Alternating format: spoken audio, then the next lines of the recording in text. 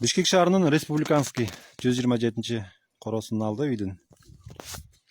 Патрулдук милициянын кызматкерлери 1,5 саат мурда чакыруу боюнча келишип, мектептин айланасынан карышкырды кармаштыр.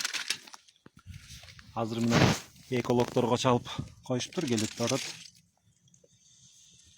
Шаардын чок ортосунда карышкырлар ушинтип эркин жүрүшөт. 718 Байкал. Кантип кармалды? Бул карышкыр кайдан келди? Окуянын баарын ЛТРдин шок факт оперативдүү маалымат программасынан көрө аласыздар. Çalgan kişi номерlerine çaldısa. Çaldı, o kişi maske ben çalgan emesin o.